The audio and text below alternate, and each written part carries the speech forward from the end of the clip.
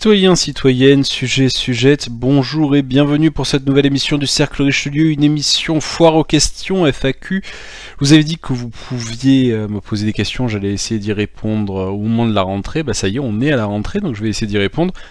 Alors, il y a eu beaucoup de questions sur les différentes vidéos YouTube, sur Facebook et par mail. Alors du coup, je vais répondre là qu'à quelques questions. Celles sur YouTube de préférence. Et j'essaierai la prochaine fois de répondre à d'autres questions un peu plus par mail et sur Facebook. Alors, bah écoutez, on y va, c'est parti. Première question, donc de Info Paléo, oui je crois que c'est un membre du Discord d'ailleurs, Info Paléo. D'ailleurs je vous mettrai le lien si vous voulez rejoindre le Discord du Cercle Richelieu et discuter avec des royalistes. Est-il possible de faire des émissions sur votre chaîne lorsqu'on est mineur? Alors, oui, alors en fait c'est une référence à ce que j'avais dit, c'est-à-dire que je recrute, le Cercle Richelieu recrute des animateurs, des participants pour les émissions. Donc bientôt vous allez voir des nouvelles têtes, sans moi, voilà, moi je vais continuer à faire mes émissions, toujours sur la chaîne du Cercle, mais vous allez voir aussi des gens qui vont faire leur propre émission sur la chaîne du Cercle. Et donc Info Paléo, il voudrait savoir si on peut le faire quand on est mineur. Alors, c'est compliqué. C'est compliqué parce qu'on est responsable de ce qu'on publie. Donc, c'est-à-dire que la chaîne du Cercle Richelieu est responsable de ce qu'elle publie. Et si après il t'arrive des problèmes ou si tes parents n'ont pas envie, alors, je pense qu'on peut l'imaginer. Honnêtement, je pense qu'on peut l'imaginer qu'un mineur fasse une émission. Mais il faudra l'accord réel des parents. C'est-à-dire qu'il faudra en discuter avec les parents directement. Voilà, question suivante. Alors, question de Nekpusum Tecumvere Nexinete. Ok. J'ai cru comprendre que vous n'avez pas d'affinité avec l'AF, mais je suis curieux d'entendre ce que vous en pensez vraiment, ainsi que votre opinion sur d'autres groupes royalistes. Sinon, quelques questions peut-être un peu plus personnelles, comme êtes-vous issu d'une famille ou d'un cadre royaliste, ou vous êtes-vous converti intellectuellement sur le tard, et dans votre vie quotidienne, revendiquez-vous, ou tout du moins assumez-vous vos idées royalistes, si oui, comment, sinon pourquoi? Ouh, ça fait plein de questions. J'ai cru comprendre que vous n'avez pas d'affinité avec l'AF. Enfin, j'ai été sympathisant de l'AF pendant un moment, et maintenant j'ai pris mes distances. Ce que je pense de l'AF, bon, je l'ai déjà dit, hein, c'est que l'AF a de très bons militants, des types qui vraiment essayent de se battre pour le royalisme, et ça c'est très beau. Mais les chefs de l'AF se trompent de combat. Tout simplement, on a l'impression en fait qu'ils essayent d'obtenir l'approbation de la République, ou qu'ils essayent d'obtenir une espèce d'aura en participant vaguement aux affaires de la République et en désignant de temps en temps un candidat pour l'élection présidentielle, un candidat parmi les candidats républicains.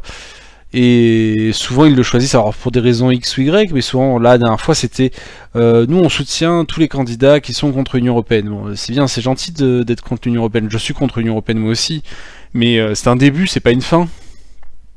Tu peux pas soutenir n'importe qui simplement parce qu'il est contre l'Union Européenne, ça n'a pas de sens. Donc voilà ce que je pense de l'AF. Les autres groupements royalistes, bah, y a le groupement d'action royaliste, le GAR là, de Sacre TV, qui est très bien, je trouve, une ligne sociale qui colle à mon avis vraiment à ce que doit être le royalisme, c'est-à-dire c'est pas la droite quoi en fait, c'est autre chose, c'est quelque chose de plus grand que ça, et je trouve que c'est pas mal.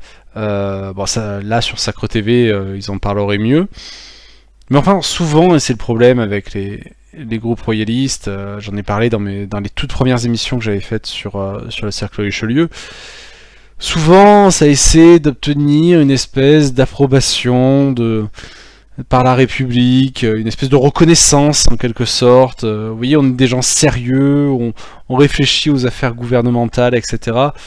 Sauf que en fait ça fait souvent un peu pitoyable, hein. Souvent je trouve. Alors, passons aux autres questions, sinon je vais y rester 1 heure sur ça, je sens. Êtes-vous issu d'une famille ou d'un cadre royaliste? Vous êtes-vous converti intellectuellement sur le tard? Non, je suis pas issu d'une famille ou d'un cadre royaliste, du tout. Mon grand-père et mon père ont du respect pour l'histoire de France, ça a été 2 soldats de l'armée française, mais ils ne sont pas du tout royalistes, l'idée ne leur serait même jamais venue, je pense. Je me suis converti intellectuellement sur le tard, vers mes 19-20 ans. on va dire après beaucoup de lectures, beaucoup de discussions, et surtout, enfin, je crois que j'ai une qualité, je dis bien je crois, qui m'a poussé vers le royalisme, c'est que j'ai beaucoup d'imagination. C'est-à-dire que je ne m'impose pas de frontières intellectuelles. C'est-à-dire que je ne me dis rarement ça ou ça c'est impossible.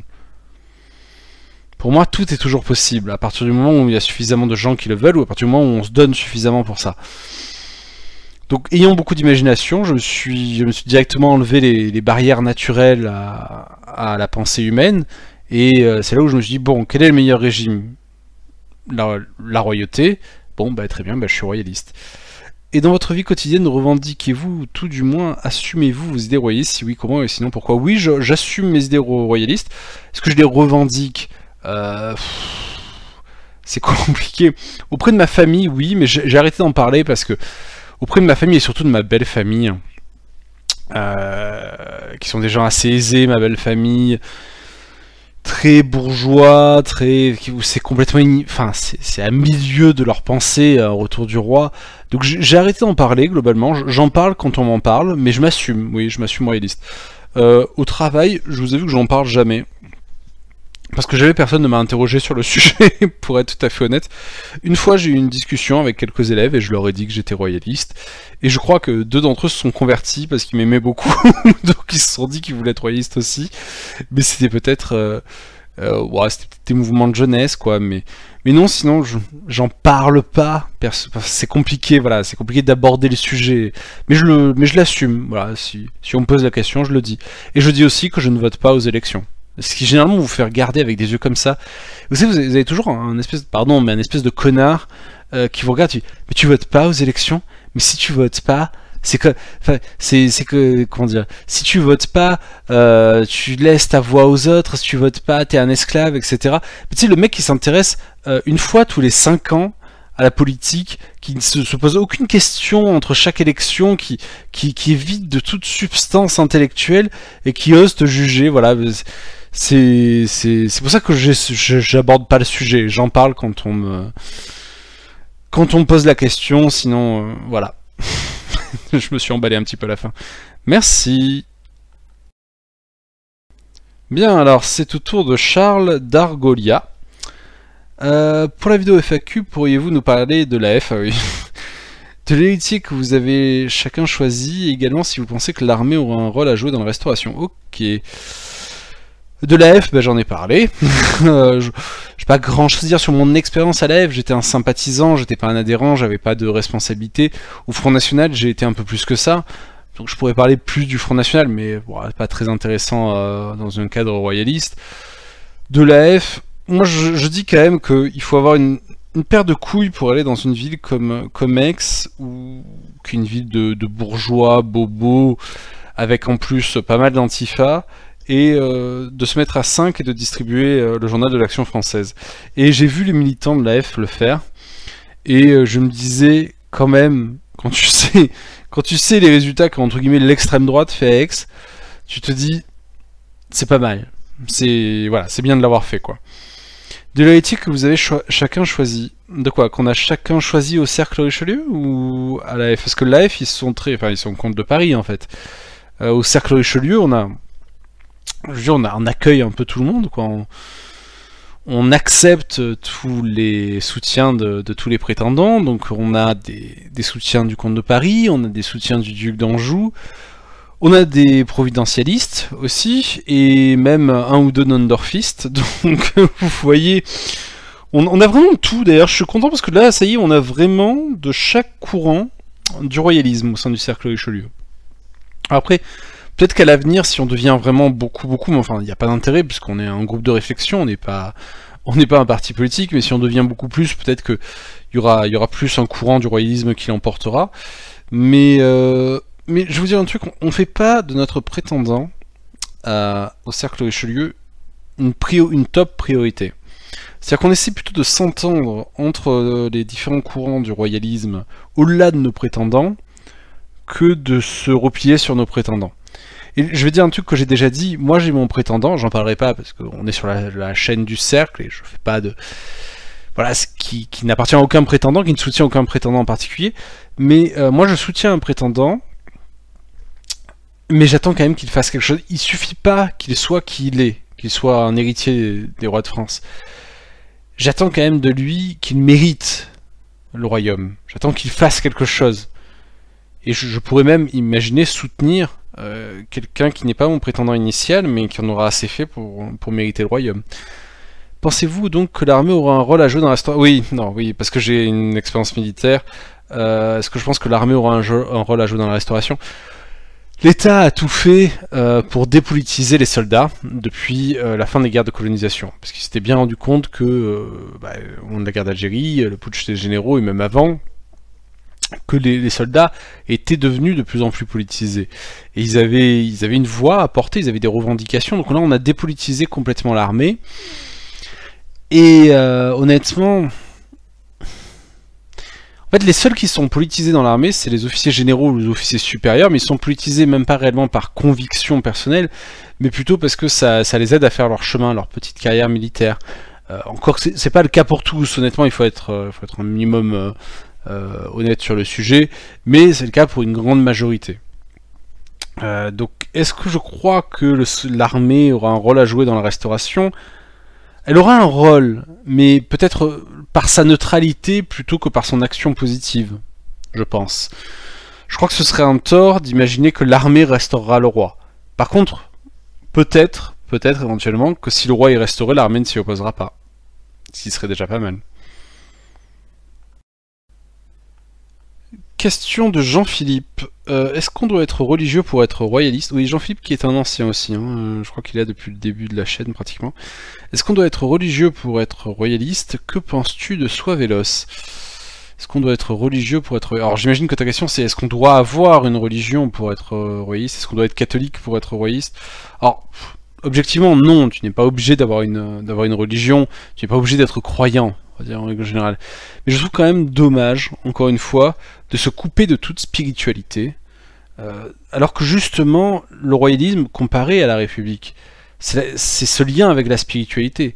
La République coupe tout lien avec le monde de l'ésotérisme, avec le monde de la pensée, avec le monde de la religion et le monde de la spiritualité, alors que le royalisme baigne dans l'ésotérisme, dans cette spiritualité, et je trouve que c'est dommage si on est royaliste de simplement l'être pour des raisons purement matérielles. Voilà. La République, c'est le régime matériel par excellence. La royauté, c'est plus que ça. C'est le matériel et le spirituel. L'ésotérisme et l'exotérisme. Que penses-tu de Soavelos? Alors cette question n'a rien à voir avec la première. Que penses-tu de Soavelos? Rien. Qu'est-ce que je peux en penser? C'est pas nous, quoi. C'est pas moi. Enfin, moi, je suis pas Soavelos, mais après, c'est pas un ennemi non plus. Je sais que sur YouTube, on aime bien faire ça, on aime bien se désigner des ennemis. Mon ennemi c'est Soral, mon ennemi c'est Soavelos, mon ennemi c'est un tel. Même entre royalistes, si je suis pour le comte de Paris, mon ennemi c'est les royalistes qui sont pour le duc d'Anjou, etc. Ça n'a pas de sens. Soavelos, c'est pas mes amis, mais c'est pas mes ennemis non plus. Tout comme Soral, c'est pas mon ami, mais c'est pas... les Soraliens, égalité et réconciliation, c'est pas mes amis, mais c'est pas mes ennemis non plus. Voilà, je peux parler avec eux. Je pourrais parler avec des mecs de Soavelos, mais on serait pas d'accord. donc voilà, sur pas mal de choses, déjà sur le catholicisme, je crois. Et petite anecdote quand même sur Soavelos. Il y avait une chaîne liée à Soavelos qui s'appelait Radio Melon. Je crois qu'elle existe toujours, je sais plus.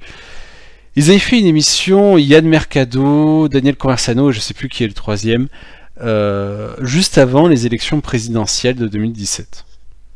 Et donc tous les mecs étaient là, en mode Marine a au moins 50% de chances de gagner, on sent qu'elle est là, elle a de fortes chances de gagner, elle a un charisme extraordinaire, elle fait une super campagne. Et je dois vous avouer qu'honnêtement, alors c'est facile de tirer sur une ambulance, c'est facile aussi, parce que j'arrive après la bataille, je n'ai pas donné mon opinion le jour des élections présidentielles, en tout cas je ne l'ai pas donné sur YouTube, donc je peux dire que j'avais prévu la défaite large de Marine Le Pen, tout ça. Mais enfin, croire réellement que démocratiquement Marine Le Pen à l'élection présidentielle de 2017 avait une chance, c'est une folie. Enfin, j'ai été membre du FN et j'en suis parti sans inimitié. J'ai toujours de très bons amis là-bas, il n'y a pas de souci là-dessus. Si le FN avait gagné, j'ai envie de dire tant mieux, parce que moi j'étais plutôt FN que pour les autres. Mais croire qu'elle avait une chance de gagner dans le schéma où on était, ça montre une méconnaissance politique extraordinaire. Et surtout croire qu'elle a fait une bonne campagne, ou même, comme Conversano l'avait dit avant, qu'elle a été bonne en débat, c'est une folie. c'est manquer de sens politique au plus haut degré. Et voilà, et souvent Soavelos, c'est un petit peu ça. Après, écoute, ils font du réseau, le réseau Soavelos, ils font du communautarisme. Il y a du bien aussi, quoi, à la limite, sur ça. Alors, je suis pas... Moi, j'aimerais bien que les blancs ne se forment pas en communauté, mais en fait, je m'explique, parce que j'aimerais qu'on soit suffisamment fort pour ne pas avoir à faire ça. Mais, d'un autre côté, c'est vrai qu'on l'est pas. Donc, il y a une logique à agir de la manière dont ils le font. Non, voilà, c'est pas des amis, mais c'est pas des ennemis non plus, parce que les ennemis, c'est la République. C'est ceux qui nous gouvernent, c'est pas ceux qui font des vidéos sur YouTube. C'est même d'un certain côté, Usul n'est même pas un ennemi, c'est autre chose. C'est l'ennemi, c'est tellement plus grand que ça. C'est pour ça que je veux pas partir sur des débats pendant longtemps sur telle personne qui tient telle chaîne ou tel groupe de personnes qui tiennent telle chaîne, parce que j'aimerais bien qu'on ne le fasse pas aussi pour le Cercle Richelieu. Donc voilà, c'était Alexandre du Cercle Richelieu. Je vous dis à très bientôt et bonne rentrée.